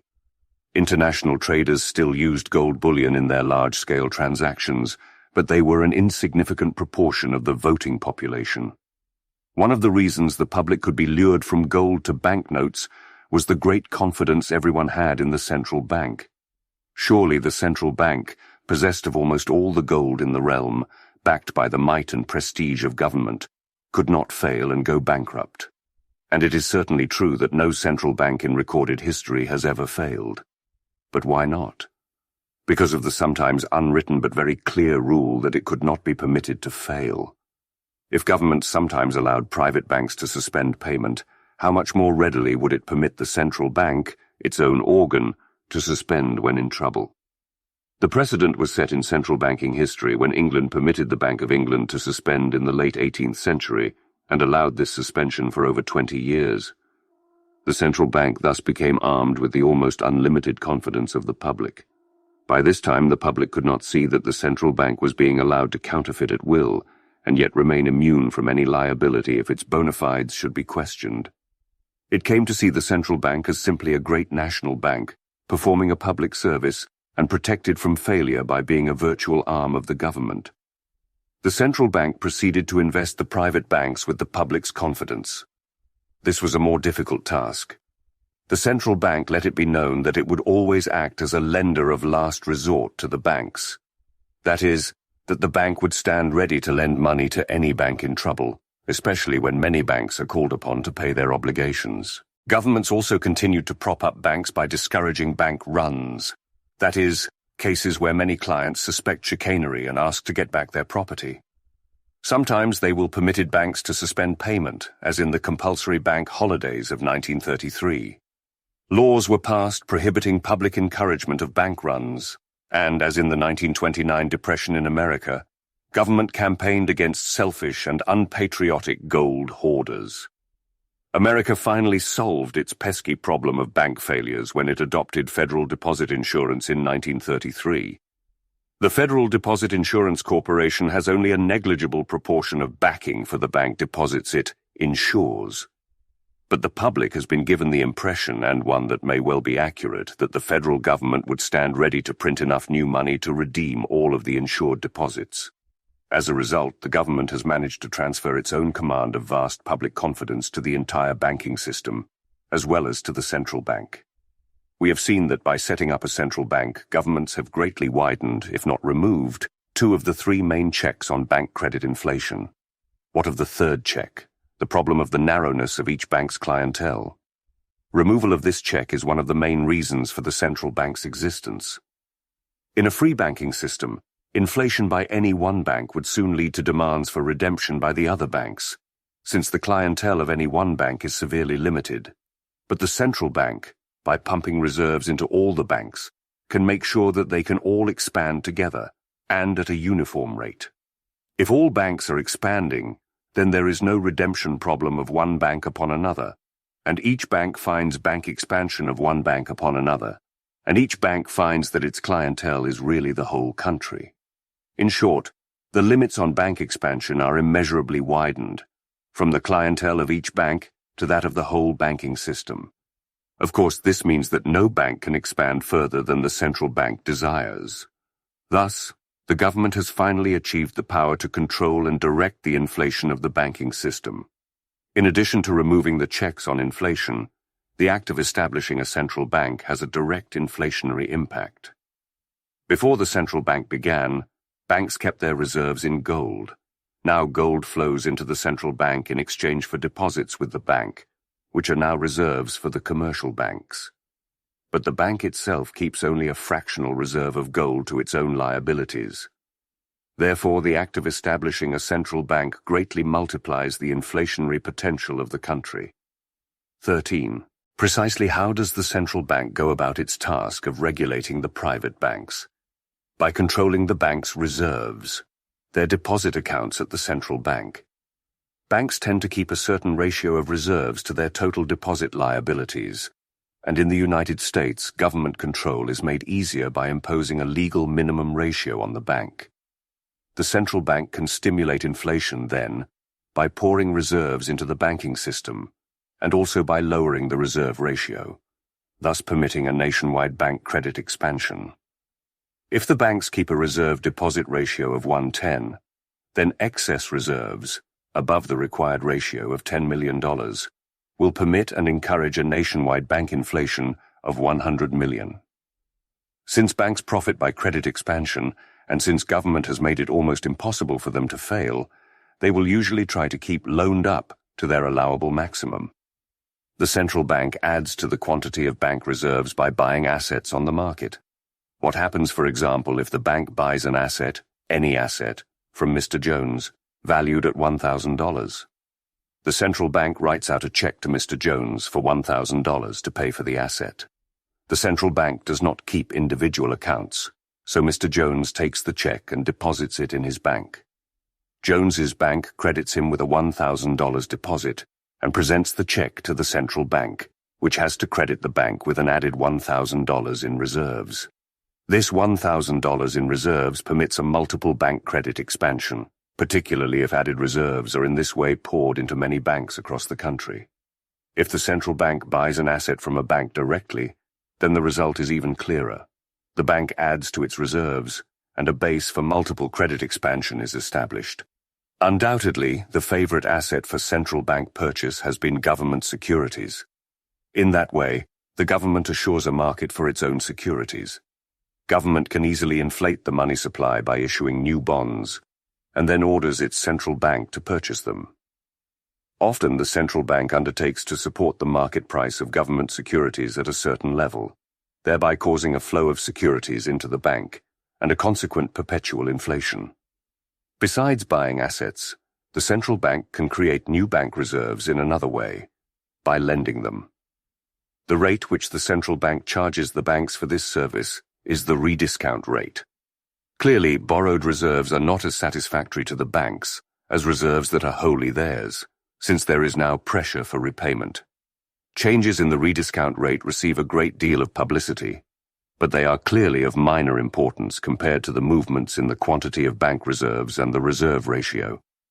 When the central bank sells assets to the banks or the public, it lowers bank reserves and causes pressure for credit contraction and deflation, lowering of the money supply. We have seen, however, that governments are inherently inflationary. Historically, deflationary action by the government has been negligible and fleeting. One thing is often forgotten. Deflation can only take place after a previous inflation. Only pseudo-receipts, not gold coins, can be retired and liquidated. The establishment of central banking removes the checks of bank credit expansion and puts the inflationary engine into operation. It does not remove all restraints, however. There is still the problem of the central bank itself. The citizens can conceivably make a run on the central bank, but this is most improbable. A more formidable threat is the loss of gold to foreign nations. For just as the expansion of one bank loses gold to the clients of other non-expanding banks, so does monetary expansion in one country cause a loss of gold to the citizens of other countries. Countries that expand faster are in danger of gold losses and calls upon their banking system for gold redemption. This was the classic cyclical pattern of the 19th century. A country's central bank would generate bank credit expansion. Prices would rise, and as the new money spread from domestic to foreign clientele, foreigners would more and more try to redeem the currency in gold. Finally, the central bank would have to call a halt and enforce a credit contraction in order to save the monetary standard. There is one way that foreign redemption can be avoided: inter-central bank cooperation. If all central banks agree to inflate at about the same rate, then no country would lose gold to any other, and all the world together could inflate almost without limit. With every government jealous of its own power and responsive to different pressures, however, such goose-step cooperation has so far proved almost impossible. One of the closest approaches was the American Federal Reserve Agreement to promote domestic inflation in the 1920s in order to help Great Britain and prevent it from losing gold to the United States. In the 20th century, governments, rather than deflate or limit their own inflation, have simply gone off the gold standard when confronted with heavy demands for gold. This, of course, ensures that the central bank cannot fail, since its notes now become the standard money. In short, government has finally refused to pay its debts, and has virtually absolved the banking system from that onerous duty. Pseudo-receipts to gold were first issued without banking, and then, when the day of reckoning drew near, the bankruptcy was shamelessly completed by simply eliminating gold redemption. The severance of the various national currency names, dollar, pound, mark, from gold and silver, is now complete. At first, governments refused to admit that this was a permanent measure. They referred to the suspension of specie payments, and it was always understood that eventually, after the war or other emergency had ended, the government would again redeem its obligations. When the Bank of England went off gold at the end of the 18th century, it continued in this state for 20 years, but always with the understanding that gold payment would be resumed after the French wars were ended. Temporary suspensions, however, are primrose paths to outright repudiation. The gold standard, after all, is no spigot that can be turned on or off as government whim decrees. Either a gold receipt is redeemable or it is not. Once redemption is suspended, the gold standard is itself a mockery. Another step in the slow extinction of gold money was the establishment of the gold bullion standard. Under this system, the currency is no longer redeemable in coins. It can only be redeemed in large, highly valuable gold bars. This, in effect, limits gold redemption to a handful of specialists in foreign trade.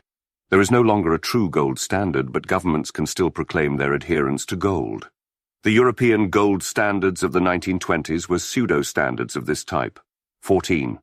Finally, governments went off gold officially and completely in a thunder of abuse against foreigners and unpatriotic gold hoarders. Government paper now becomes the fiat standard money. Sometimes treasury rather than central bank paper has been the fiat money, especially before the development of a central banking system. The American Continentals, the greenbacks and Confederate notes of the Civil War period, the French assignats, were all fiat currencies issued by the treasuries. But whether treasury or central bank, the effect of fiat issue is the same. The monetary standard is now at the mercy of the government, and bank deposits are redeemable simply in government paper. When a country goes off the gold standard and onto the fiat standard, it adds to the number of monies in existence. In addition to the commodity monies, gold and silver, there now flourish independent monies directed by each government imposing its fiat rule. And just as gold and silver will have an exchange rate on the free market, so the market will establish exchange rates for all the various monies. In a world of fiat monies, each currency, if permitted, will fluctuate freely in relation to all the others. We have seen that for any two monies, the exchange rate is set in accordance with the proportionate purchasing power parities, and that these in turn are determined by the respective supplies and demands for the various currencies. When a currency changes its character from gold receipt to fiat paper, confidence in its stability and quality is shaken, and demand for it declines. Furthermore, now that it is cut off from gold, its far greater quantity relative its former gold backing now becomes evident. With a supply greater than gold and a lower demand, its purchasing power, and hence its exchange rate, quickly depreciate in relation to gold. And since government is inherently inflationary, it will keep depreciating as time goes on. Such depreciation is highly embarrassing to the government, and hurts citizens who try to import goods. The existence of gold in the economy is a constant reminder of the poor quality of the government paper, and it always poses a threat to replace the paper as the country's money. Even with the government giving all the backing of its prestige and its legal tender laws to its fiat paper, gold coins in the hands of the public will always be a permanent reproach and menace to the government's power over the country's money. In America's First Depression, 1819 to 1821, 4 western states, Tennessee, Kentucky, Illinois, and Missouri, established state-owned banks, issuing fiat paper. They were backed by legal tender provisions in the states, and sometimes by legal prohibition against depreciating the notes. And yet, all these experiments, born in high hopes, came quickly to grief as the new paper depreciated rapidly to negligible value. The projects had to be swiftly abandoned. Later, the greenbacks circulated as fiat paper in the North during and after the Civil War. Yet in California, the people refused to accept the greenbacks and continued to use gold as their money. As a prominent economist pointed out, in California, as in other states, the paper was legal tender and was receivable for public dues. Nor was there any distrust or hostility toward the federal government. But there was a strong feeling in favor of gold and against paper. Every debtor had the legal right to pay off his debts in depreciated paper. But if he did so, he was a marked man. The creditor was likely to post him publicly in the newspapers, and he was virtually boycotted. Throughout this period, paper was not used in California. The people of the state conducted their transactions in gold, while all the rest of the United States used convertible paper. 15. It became clear to governments that they could not afford to allow people to own and keep their gold. Government could never cement its power over a nation's currency if the people, when in need, could repudiate the fiat paper and turn to gold for its money. Accordingly, governments have outlawed gold holding by their citizens. Gold, except for a negligible amount permitted for industrial and ornamental purposes, has generally been nationalized. To ask for return of the public's confiscated property is now considered hopelessly backward and old-fashioned. 16. With fiat money established and gold outlawed, the way is clear for full-scale government-run inflation. Only one very broad check remains: the ultimate threat of hyperinflation, the crack-up of the currency. Hyperinflation occurs when the public realizes that the government is bent on inflation and decides to evade the inflationary tax on its resources by spending money as fast as possible while it still retains some value. Until hyperinflation sets in, however, government can now manage the currency and the inflation undisturbed. New difficulties arise, however.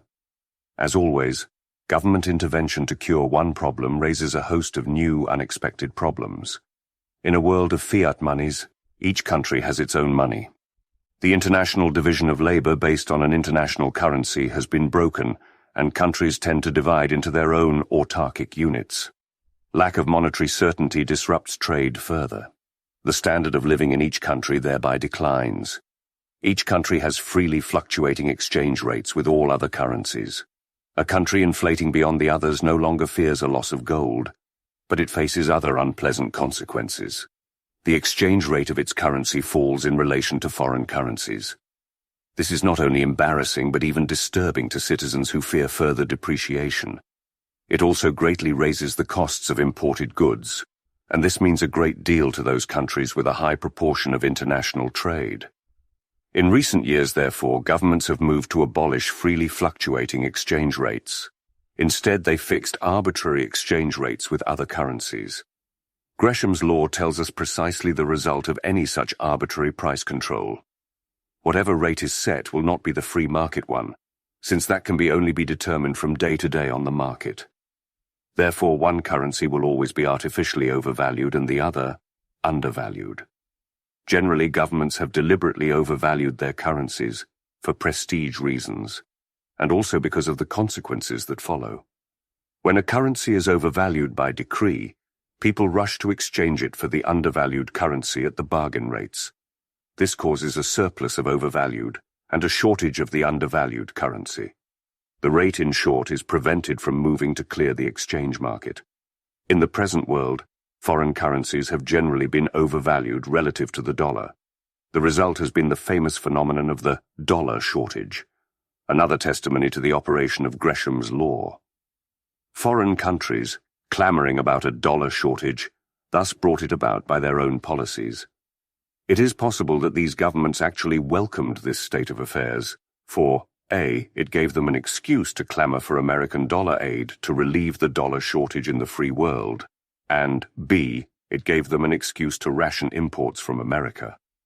Undervaluing dollars causes imports from America to be artificially cheap and exports to America artificially expensive.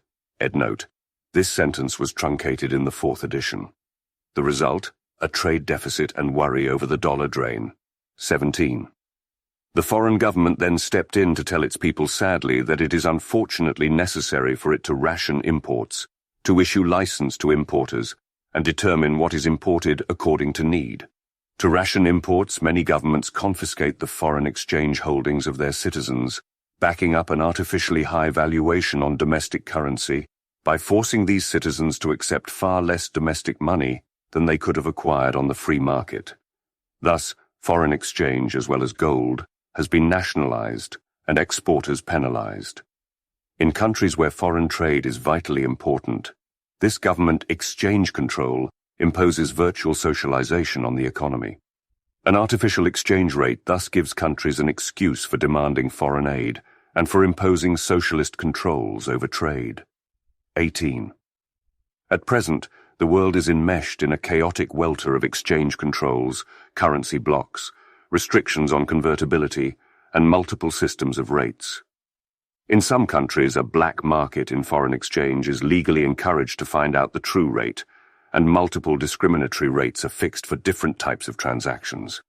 Almost all nations are on a fiat standard, but they have not had the courage to admit this outright, and so they proclaim some such fiction as restricted gold bullion standard. Actually, gold is used not as a true definition for currencies, but as a convenience by governments. A for fixing a currency's rate with respect to gold makes it easy to reckon any exchange in terms of any other currency. And B, gold is still used by the different governments. Since exchange rates are fixed, some item must move to balance every country's payments, and gold is the ideal candidate. In short, gold is no longer the world's money. It is now the government's money, used in payments to one another. Clearly, the inflationists' dream is some sort of world paper money, manipulated by a world government and central bank, inflating everywhere at a common rate. This dream still lies in the dim future, however. We are still far from world government, and our national currency problems have so far been too diverse and conflicting to permit meshing into a single unit. Yet the world has moved steadily in this direction. The International Monetary Fund, for example, is basically an institution designed to bolster national exchange control in general, and foreign undervaluation of the dollar in particular. The fund requires each member country to fix its exchange rate and then to pool gold and dollars to lend to governments that find themselves short of hard currency. Many people believe that the free market, despite some admitted advantages, is a picture of disorder and chaos. Nothing is planned, everything is haphazard. Government dictation, on the other hand, seems simple and orderly. Decrees are handed down and they are obeyed. In no area of the economy is this myth more prevalent than in the field of money. Seemingly, money at least must come under stringent government control. But money is the lifeblood of the economy. It is the medium for all transactions. If government dictates over money, it has already captured a vital command post for control over the economy, and has secured a stepping stone for full socialism. We have seen that a free market in money, contrary to common assumption, would not be chaotic. That, in fact, it would be a model of order and efficiency. What, then, have we learned about government and money? We have seen that over the centuries, government has, step by step, invaded the free market and seized complete control over the monetary system. We have seen that each new control, sometimes seemingly innocuous, has begotten new and further controls. We have seen that for governments are inherently inflationary, since inflation is a tempting means of acquiring revenue for the state and its favored groups. The slow but certain seizure of the monetary reins has thus been used to A. Inflate the economy at a pace decided by government, and B. Bring about socialistic direction of the entire economy. Furthermore, government meddling with money has not only brought untold tyranny into the world, it has also brought chaos and not order. It has fragmented the peaceful, productive world market and shattered it into 1,000 pieces, with trade and investment hobbled and hampered by myriad restrictions, controls, artificial rates, currency breakdowns, etc. It has helped bring about wars by transforming a world of peaceful intercourse into a jungle of warring currency blocks. In short, we find that coercion, in money as in other matters, brings not order, but conflict and chaos.